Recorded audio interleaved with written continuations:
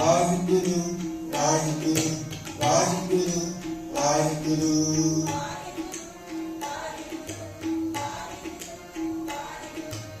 वाहिगुरु वाहिगुरु वाहिगुरु वाहिगुरु वाहिगुरु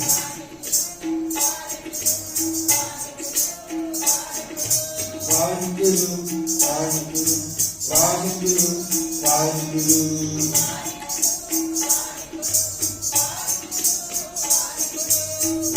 वाहिगुरु वाहिगुरु वाहिगुरु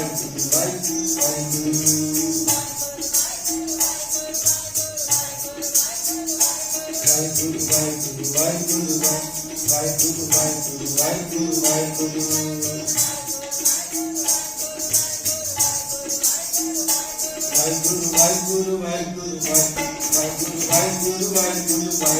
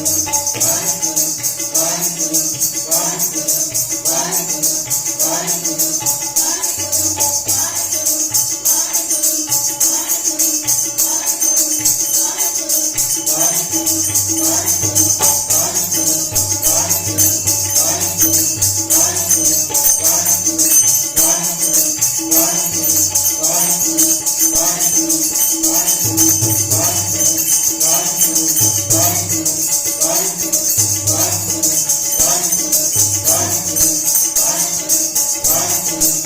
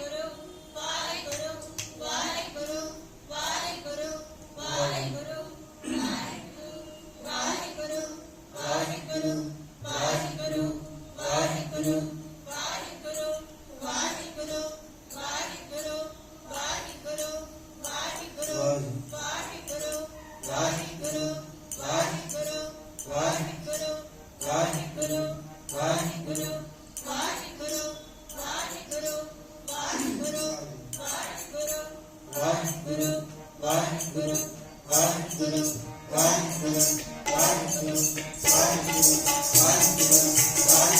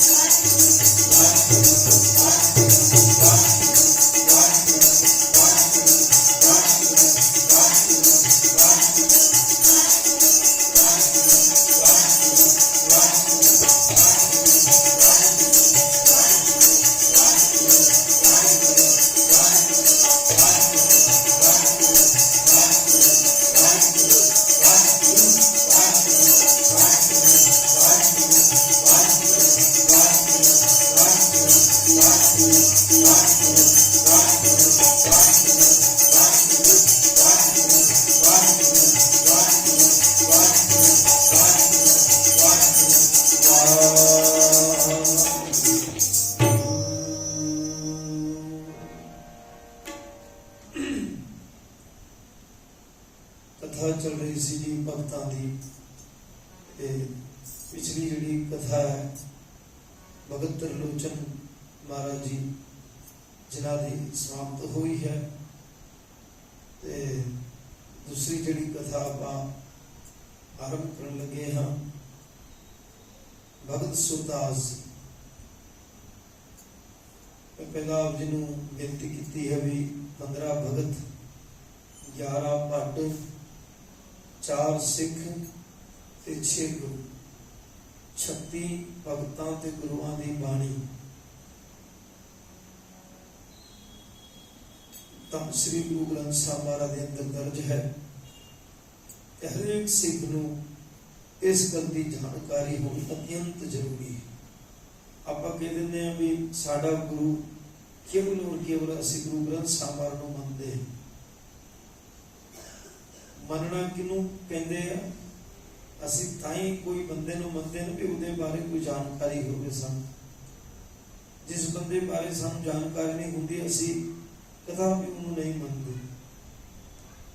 धन श्री गुरु ग्रंथ साहिब महाराज नूं मत्था टेकना एक अलग एक सत्कार है, क्योंकि महाराज का हुक्म है कलगियां वाले सतगुरु जी का भी गुरु ग्रंथ जी मान्यो प्रगट गुरां की दे। महाराज नूं दे करके मनना है। जिवें साडी देह इस प्रकार धन श्री गुरु ग्रंथ साहिब महाराज जी भी प्रगट गुरां दी देह है। ते हरे अंग दे ऊपर रोम रोम गुरु साहब जी दे वसे हुए हैं। इस तरह का सत्कार साडे अंदर इस तरह की फलीक होवे गुरु साहब के प्रति। और वाकई धन श्री गुरु ग्रंथ साहिब महाराज का लड़ जदों तो कलगियां वाले सतगुरु जी सानू ला करके गए ने बखूबी खालसा पंथ ने सचमुच ही गुरु ग्रंथ साहिब महाराज का बहुत ही सत्कार किया और वाकई बहुत प्यार करते हैं श्री गुरु ग्रंथ साहिब महाराज के नाल। गुरु नानक नाम लेवा जितनियां भी संगतां हैं प्यार भी बहुत करते हो, तुसीं सजदा भी बहुत करते हो, रहत ते मर्यादा भी बहुत असीं पालते हैं सारे। पर बड़ी दुख दे नाल मैनूं कहना पैंदा कि जानकारी सानूं बहुत घट है। कई नितनेम भी आपां करते हैं, बाणी भी रोज पढ़ते हैं, ते चलो बाणी का अभ्यास हुंदा है। गुरु महाराज की बाणी पढ़नी चाहिए, नितनेम करना चाहिए, अमृत वेला होना चाहिए। पर धन श्री गुरु ग्रंथ साहिब महाराज के बारे जानकारी होनी बहुत ही वड्डी गल है।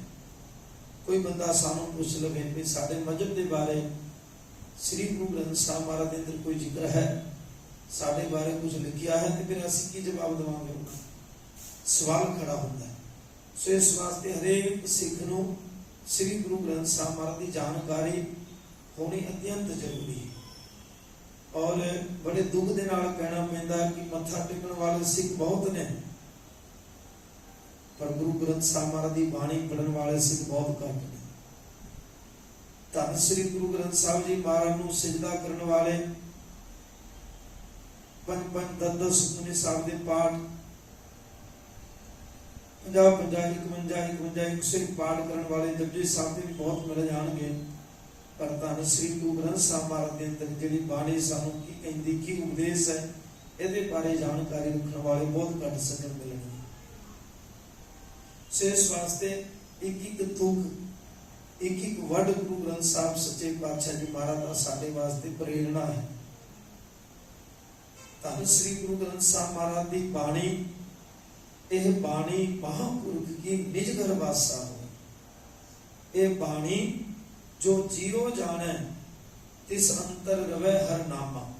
इस बाणी में जो जी तो जान लेगा वो अंदर फिर हरि नाम टिक जाएगा वो सतनाम। पर जिन्ना चिर तक असी जानकारी नहीं रखेंगे उन्ना चिर तक गल नहीं जे बननी। गुरु कृपा करे। मेरा एक मकसद है भी एक अभ्यास होता रहेगा भगतां की कथा आप करते रहेंगे तब भी जानकारी मिलेगी मेरा भी गुरबाणी का अभ्यास होएगा। इस बहाने नाल आपां गुरु महाराज के चरणों के नाल सारे जुड़े रहेंगे। हर हफ्ते हर एक को इंटरेस्ट रहेगा भी अज किहड़े भगत की गल होनी है किहड़े भगत की साखी सुनाई जाएगी तुसीं सारे जुड़ोगे। भगत सूरदास जी महान भगत हुए हैं बहुत बड़े तपस्वी। ये बचपन तो इन्हां दा नाम मदन मोहन सी पर जदों किसी स्त्री के शरीरक रूप को वेख करके जो मोहित हो गई इन्हां दी अखां ते फिर इन्हां दे मन च आया भी अज ते मैं इस स्त्री दे रूप को देख करके मेरी अखां मोहित हो गई पर परमात्मा की रची हुई कायनात दे विच ते अनेक ही स्त्रियां ऐसियां हन जिहड़ियां की पता इन्हां तो बाद होर इस तो भी कोई सुंदर स्त्री मैनूं नजर आ जाए ते मेरी अखां फिर डोल जा मेरा ते जन्म भ्रष्ट हो जाएगा फिर मैं यही कम दे विच लग जावांगा। ते फिर उन्होंने जेड़ी पहली स्त्री दे नाल इन्हां दी मुलाकात हुई सी उसमें ही इसने कहा भी दो सूले लिया भी गर्म करके ते फिर उन्होंने भगत जी ने कहा मदन मोहन जी ने जिन्हां दा नाम पहला मदन मोहन सी उस बीबी नूं कहा स्त्री नूं कहा भी मेरी अखां दे विच फेर दे ते उन्हें ते मना करता ते इन्हें फिर फड़ के कहते मैं ते प्रभु परमात्मा की बनाई हुई कायनात नूं वेख करके जेकर मैं खचित हो गया स्त्री के रूप में ही मैं मगन रह गया तो फिर मेरा ते जन्म भ्रष्ट हो जाएगा मेरे ते आना नहीं आना किस कम का नहीं रहा तो क्यों ना मैं एक प्रभु परमात्मा तो लावा उसकी इस बनाई हुई माया नूं वेख के विचलित ना होवां ते मैं क्यों ना एक प्रभु परमात्मा की लालसा अपने अंदर रखा। मैं किसी रूप को देख करके ना मेरे को अखा रहेगी ना मैं किसी के रूप को देख करके मोहित होवांगा। सो इस वास्ते पे भगत जी ने दोवें सुरां अखां दे विच फेर लईआं सुरमे हो गए फिर इन्हां दा नाम पै गया जी सूरदास। ये बड़ी बंदगी करने वाले गुरु सी भगत सूरदास कृष्ण भगती विच मगन रहंदे सी। कहंदे एक वारी खूह दे विच भी डिग पए ते फिर रात पै गई जंगल दे विचों सारे जा चुके सी चरवाही जिहड़े मच्छा गावां नूं चारदे सी ते फिर सारी रात प्रभु परमात्मा की भगती विच लीन रहे क्योंकि खूह दे विच पानी बहुत घट सी ते इन्हां दा बचाव हो गया।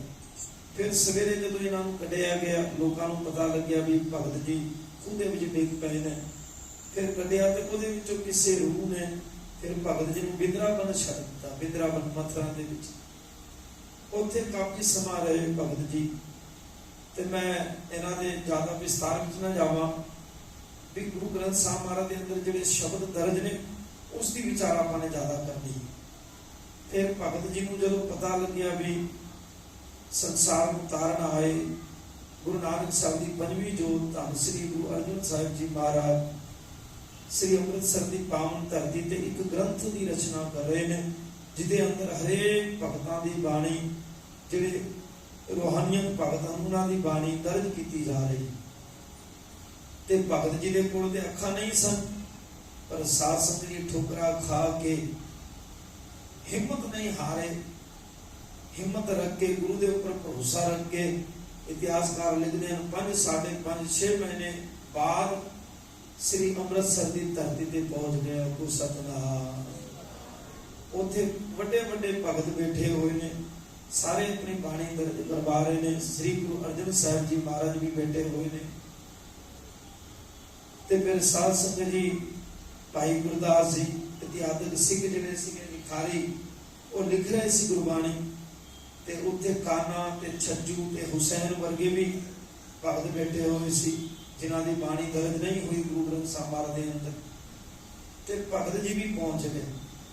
ਜਦੋਂ ਭਗਤ ਜੀ ਪਹੁੰਚੇ ਤੇ ਗਾਉਂਦੇ ਰਹਿੰਦੇ ਸੀ, ਇਹਨਾਂ ਦੀ ਆਵਾਜ਼ ਬੜੀ ਪਿਆਰੀ ਸੀ।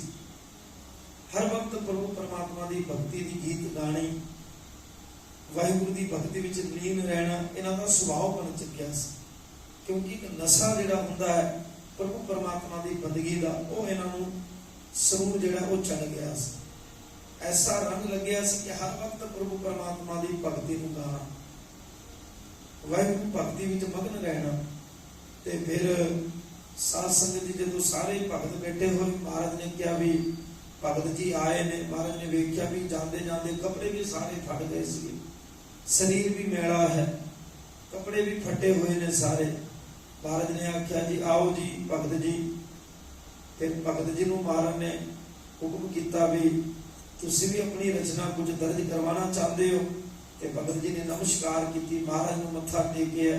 ਅੱਖਾਂ ਤੇ ਨਹੀਂ ਸਨ ਉਹਨਾਂ ਦੇ ਕੋਲ, ਪਰ ਅੰਦਰ ਦੀਆਂ ਅੱਖਾਂ ਉਹਨਾਂ ਦੀਆਂ ਹੈਗੀਆਂ ਸੀ, ਸੰਸਾਰਿਕ ਅੱਖਾਂ ਭਾਵੇਂ ਨਹੀਂ ਉਹਨਾਂ ਕੋਲ ਸੀ। ਤੇ ਸਾਧ ਸੰਗਤ ਜੀ ਮਹਾਰਾਜ ਨੂੰ ਮੱਥਾ ਟੇਕ ਕੇ ਡੰਡੌਤ ਕਰਕੇ ਮਹਾਰਾਜ ਨੇ ਕਿਹਾ ਵੀ ਭਗਤ ਜੀ ਉਚਾਰਨ ਕਰੋ ਆਪਣੀ ਰਚਨਾ। ਤੇ ਫਿਰ ਭਗਤ ਜੀ ਨੇ ਇੱਕ ਰਚਨਾ ਉਚਾਰਨ ਕੀਤੀ ਸਾਰੰਗ ਰਾਗ ਦੇ ਵਿੱਚ। ਤੇ ਭਗਤ ਜੀ ਦੀ ਪਹਿਲੀ ਤੁਕ ਸੀਗੀ ਛਾੜ ਮਨ ਹਰ ਬੇਮੁਖਨ ਕੋ ਸੰਗ। ਬਸ ਇਤਨੀ ਤੁਕ ਦੇ ਵਿੱਚ ਉਹਨਾਂ ਦੀ ਇਤਨੀ ਲਗਨ ਲੱਗ ਗਈ ਕਿ ਮਸਤ ਹੋ ਗਏ, ਪ੍ਰਭੂ ਭਗਤੀ ਵਿੱਚ ਐਸੇ ਹੋ ਗਏ ਕਿ ਕਾਫੀ ਸਮਾਂ ਹੋ ਗਿਆ।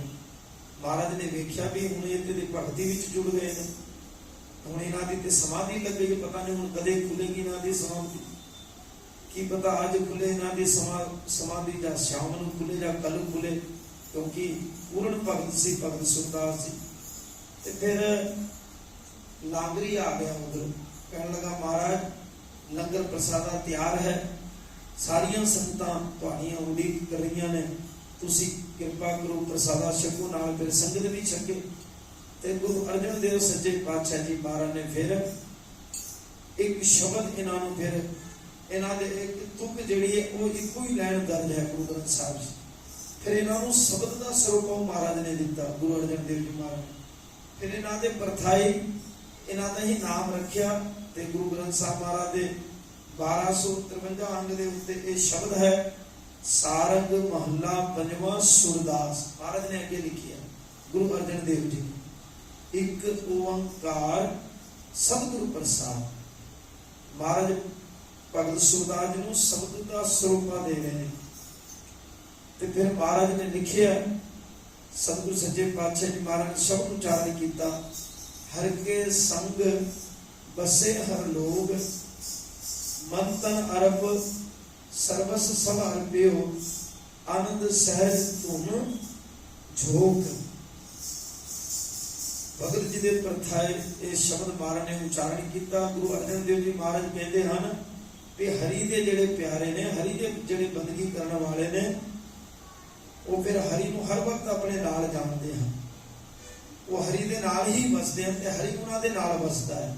ਹਰ ਕੇ ਸੰਗ ਬਸੇ ਹਰ ਲੋਗ, ਮਨ ਤਨ ਅਰਪ ਸਰਵਸ ਸਭ ਅਰਪਿਓ, ਤਨ ਮਨ ਅਰਪ ਸਰਵਸ ਸਭ ਅਰਪਿਓ, ਆਨੰਦ ਸਹਿਜ ਧੁਨ ਝੋਕ। ਭਗਤ ਜੀ ਦੇ ਪਰਥਾਏ ਫਿਰ ਮਹਾਰਾਜ ਨੇ ਸ਼ਬਦ ਉਚਾਰਨ ਕੀਤਾ। ਮਹਾਰਾਜ ਕਹਿੰਦੇ ਹਨ ਵੀ ਜਿਨ੍ਹਾਂ ਨੇ ਆਪਣੇ ਤਨ ਨੂੰ ਮਨ ਨੂੰ ਗੁਰੂ ਨੂੰ ਅਰਪਣ ਕਰ ਦਿੱਤਾ, ਸਭ ਕੁਝ ਗੁਰੂ ਨੂੰ ਅਰਪਣ ਕਰ ਦਿੱਤਾ, ਫਿਰ ਉਹਨਾਂ ਨੂੰ ਵਾਹਿਗੁਰੂ ਦੇ ਨਾਮ ਦਾ ਸਰੂਰ ਚੜ ਜਾਂਦਾ। ਫਿਰ ਉਹ ਇੰਝ ਮਹਿਸੂਸ ਕਰਦਾ ਜਿਵੇਂ ਆਪਾਂ ਕਿਸੇ ਝੂਲੇ ਦੇ ਉੱਤੇ ਬੈਠ ਕੇ ਝੂਟਾ ਲੈਂਦੇ ਆ ਤੇ ਸਾਨੂੰ ਆਨੰਦ ਮਹਿਸੂਸ ਹੁੰਦਾ ਹੈ। ਇਸੇ ਪ੍ਰਕਾਰ ਫਿਰ ਉਹ ਵਾਹਿਗੁਰੂ ਦੇ ਨਾਮ ਨੂੰ ਜਪ ਕੇ, ਵਾਹਿਗੁਰੂ ਦੀ ਬੰਦਗੀ ਕਰਕੇ ਫਿਰ ਆਪਣੇ ਅੰਦਰ ਆਨੰਦ ਮਹਿਸੂਸ ਕਰਦੇ ਹਨ। ਉਹਨਾਂ ਨੂੰ ਕੁਦਰਤੀ ਆਨੰਦ ਐਸਾ ਮਿਲਦਾ, ਐਸਾ ਸਰੂਰ ਮਿਲਦਾ जिवें भगत जी की समाधि लग गई, इको ही तुक भगत जी ने उचारण की ते उन्होंने फिर समाधि विच लीन हो गए, जुड़ गए।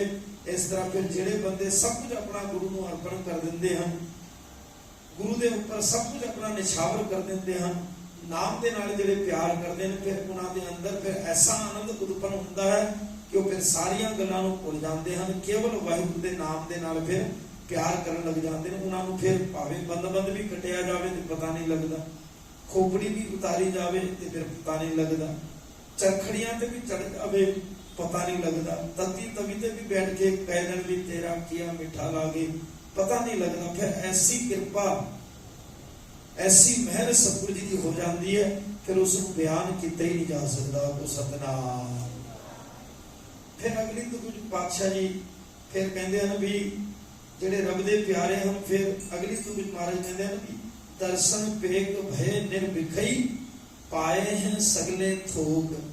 फिर वाहिगुरु के दर्शन करके उन्होंने अंदर निर्भिखई जेडे विषय विकार हैं वो खत्म हो जाते हैं, पाए हैं सगले थोक। फिर उन्होंने सब कुछ प्राप्त हो जाता है, उन्होंने वाहिगुरु का नाम प्राप्त हो गया। तो नाम तो अलावा नाम तुल कच अवर न होए, नानक गुरमुख नाम पावे जन को। फिर जिस प्यारे ਨੂੰ ਵਾਹਿਗੁਰੂ ਦਾ ਨਾਮ ਪ੍ਰਾਪਤ ਹੋ ਜਾਂਦਾ ਹੈ, ਮਾਨੋ ਉਹਨਾਂ ਨੂੰ ਸਭ ਕੁਝ ਪ੍ਰਾਪਤ ਹੋ ਗਿਆ। ਜਿਵੇਂ ਨਾਮ ਤੁਲ ਕਛ ਅਵਰ न होए, ਨਾਮ ਦੇ ਬਰਾਬਰ ਹੈ ਹੀ ਨਹੀਂ ਸੰਸਾਰ ਦੇ ਅੰਦਰ। ਮਹਾਰਾਜ ਦੇ ਨਾਮ ਦੀ ਵਡਿਆਈ ਦੱਸੀ ਕਲਯੁਗ ਦੇ ਵਿੱਚ। ਮਹਾਰਾਜ ਨੇ ਬਾਣੀ 'ਚ ਲਿਖਿਆ ਵੀ ਕਲਯੁਗ में ਕੀਰਤਨ ਪ੍ਰਧਾਨਾ, ਗੁਰਮੁਖ ਜਪੀਐ ਲਾਹੇ ਧਿਆਨਾ। ਕਲਯੁਗ ਦੇ ਵਿੱਚ ਧੂਣੀ ਤਾਪਣ ਦਾ ਮਹਾਰਾਜ ਨੇ ਮਨਾ ਕੀਤਾ। इतना समा किसी को है, तुसी जे धूनी तापोगे तो बच्चे पढ़नगे किथों, जे धूनी तापोगे तो बिजनेस कित्थों करोगे तुसी। फिर पहले समय दे विच बंदियां कोल बहुत उम्र होंदी सी, फिर इतनी ज्यादा उम्र होने दे फिर वो करे की, ते फिर वो तरह तरह दे फिर वहम ते कर्म कांड दे विच पै करके अपने शरीर नूं तकलीफ दे करके, अपने शरीर नूं ज्यादा तकलीफ दे करके फिर बंदगी नाल जुड़दे सी। ते महाराज ने फिर उन्होंने सानू सीधा ही रास्ता दसिया। महाराज ने आख्या भी कोई पखंड नहीं करना, कोई धूनी नहीं तापनी, कोई उपास नहीं रहना, कोई वहम भ्रम नहीं करना, कोई शनिवार बुधवार गुरुवार कोई दिन नूं मनना नहीं, सारे दिन ही कोई ने कोई कर्म कांड विच फसना नहीं, केवल नाम का सहारा लेना। ये नाम ने ही सानू कलयुग दे विचों कढना है। आपको सतनाम। मन हर के नाम की महिमा ऊंच, मन हर के नाम की महिमा ऊंच, बहुत बड़ी महिमा हरि नाम। ते फिर कलयुग के समय में जेड़ा बंदा फिर नाम का सहारा ले रहा, फिर जिदे कोल नाम है, जिदे कोल वाहिगुरू की भगती है, बंदगी है। जिवें बंदगी ये नहीं भी तुसी हर वक्त चौकड़ा लगा करके बैठ जाओ ते वाहिगुरू वाहिगुरू वाहिगुरू करी जाओ। सवाल खड़ा होता ना, मैं अगर तुहानू दस रहा भी नाम जपो ते फिर तुसी कहोगे भी नाम ही जपदे रही, फिर कम काज किवें करांगे। सतगुरु जी कहते हैं जिवें भगत जी मिले भगत त्रिलोचन जी, भगत नामदेव जी नूं, जदों नामदेव जी महाराज काम विच लगे सी, छन बना रहे सी भगत नामदेव जी, ते त्रिलोचन जी ने बड़ी उस्तत सुनी सी नामदेव जी दी। वो कहने लगे मैं ते बड़ी उस्तत सुनी है भगत जी दी, ते भगत जी ते मोह माया दे जाल विच पए होए ने, ये ते रहण वास्ते मकान बना रहे ने, छन बना रहे ने, होर भी काम काज विच लगे हुए ने। ते फिर भगत जी ने कहा कि भगत जी, त्रिलोचन जी ने कहा नामदेव जी कहते नामा माया मोहया कह त्रिलोचन मीत, काई छिपो छायले राम न लावो चीत। त्रिलोचन जी महाराज कहते भी भगत जी तुसी ते माया दे विच खचत हो गए, तुसी इन्हां कमां दे विच लगे होए, फिर बंदगी ते तुसी करदे ही नहीं, भगती ते मैनूं लगदी नहीं भी तुसी करदे होवोगे।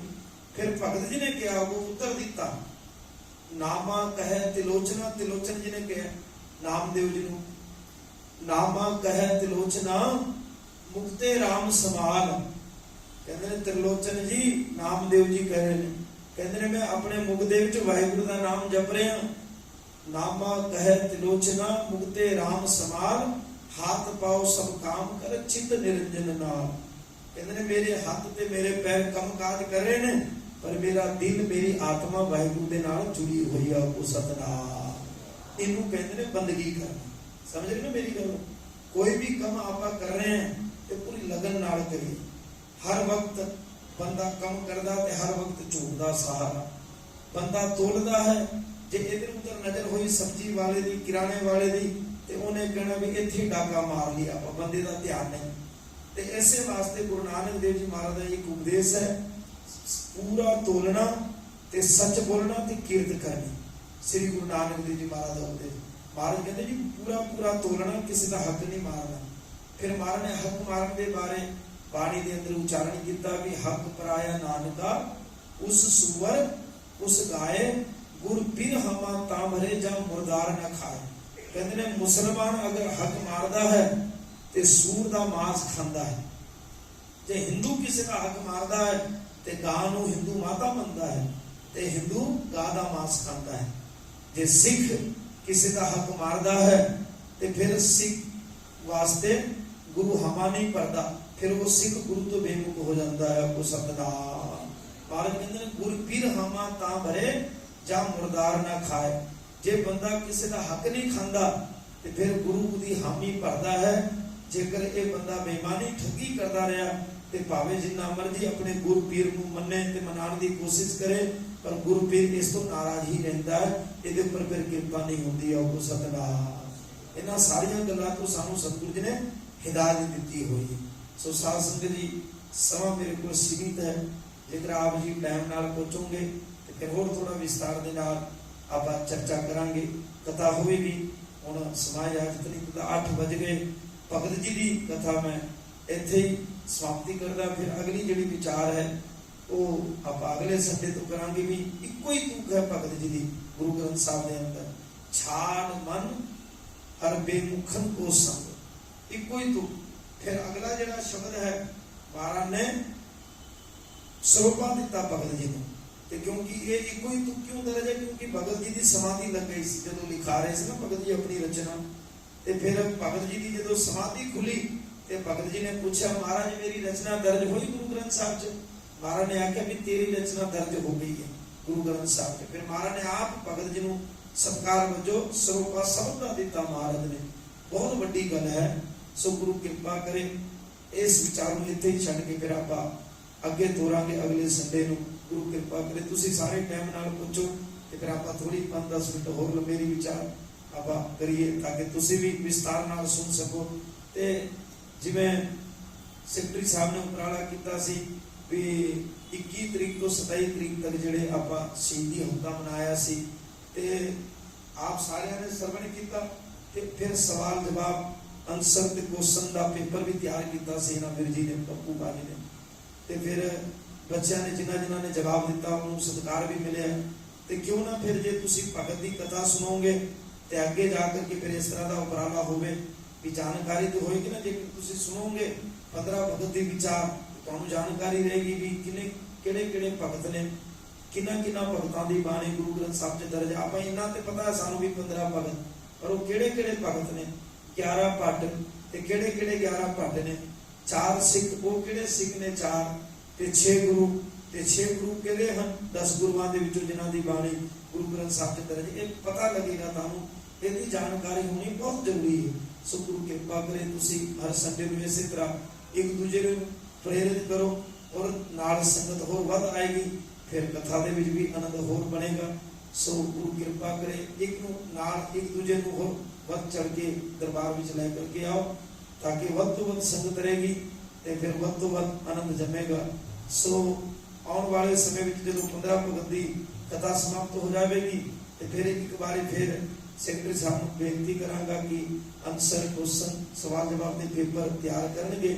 फिर बच्चों को पूछा जाएगा तुहाडी संगतां कोलों भी किनू किनू जानकारी रही, तो फिर जेकर सही जानकारी आप जी ने दी तो फिर गुरु महाराज की हजूरी सम्मानित किया जाएगा। तानू वो भी गुरु महाराज की छत्र छाया है। गुरु कृपा करे आओ जे अगली विचार आप अगले संडे तो प्रारंभ करेंगे। इतनी कुछ सेवा प्रवान करनी अनंत साधता राम कली महला तीजा दिखूं